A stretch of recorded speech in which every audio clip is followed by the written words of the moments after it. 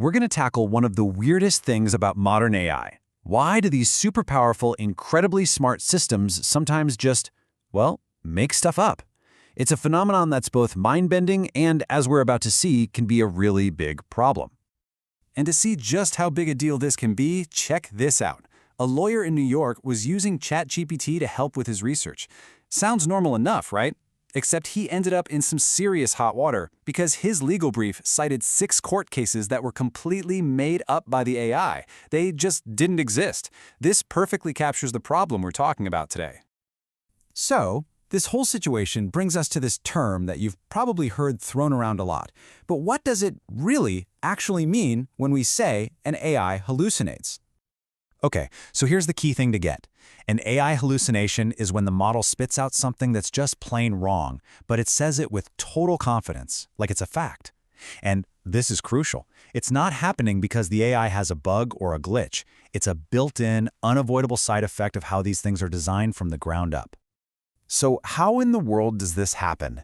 To really understand why an AI would make something up, we've got to pop the hood and see what a large language model is actually doing when you ask it a question.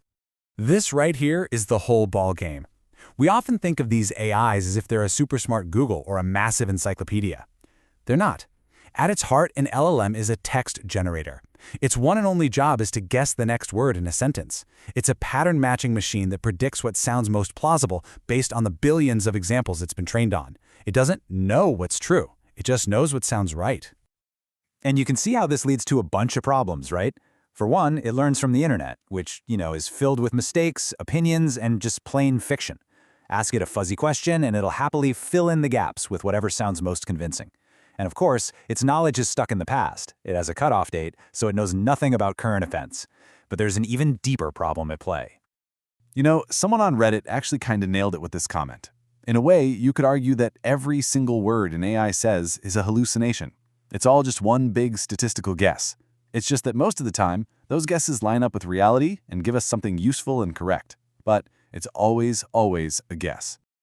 But believe it or not, it goes even deeper than just bad data or the guessing game.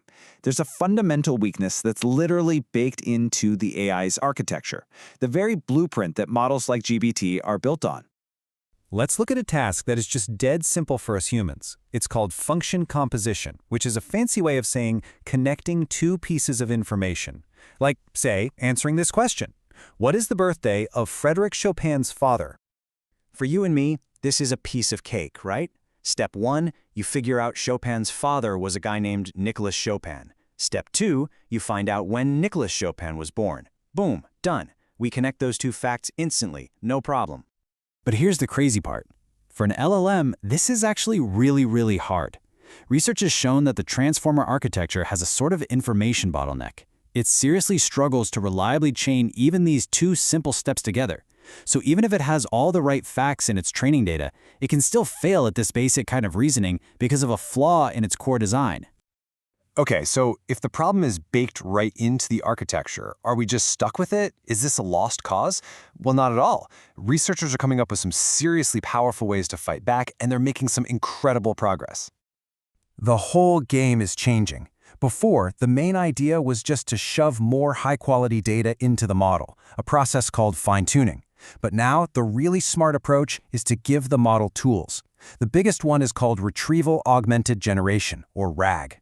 Think of it like giving the AI a library card to a trusted, up-to-the-minute source. It can go look up the facts before it tries to answer your question. And RAG is just the beginning. It's like we're building this whole new toolkit to keep hallucinations in check. We can force the model to show its work by generating verifiable code. We can program it with strict rules to just say, I don't know when it's not sure.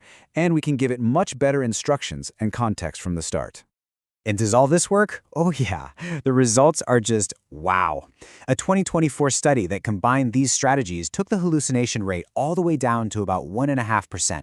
Now compare that to the baseline models on their own, almost 17% for GPT-4o.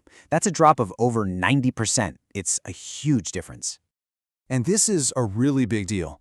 The goal across the industry now is to get these general hallucination rates consistently under 2%. It's a clear sign that these new strategies are really paying off. So where does all this leave us? Well, hallucinations are definitely getting less common, but it's super important to remember they haven't gone away, and honestly, they probably never will completely. And that brings us to this quote, which really gets to the heart of it. We have to remember that even with all these amazing fixes, the AI itself is completely indifferent to truth. It doesn't know what's true and it doesn't care. Its only goal is to generate text that seems correct.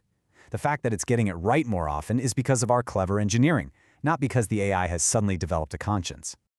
So I'll leave you with this to think about. As AI gets woven into everything we do, is the real challenge here just about making the AI more truthful? Or is the bigger challenge teaching ourselves how to be smarter users? How to have a healthy dose of skepticism, and how to deal with the inevitable moment when this incredibly powerful tool gets it wrong?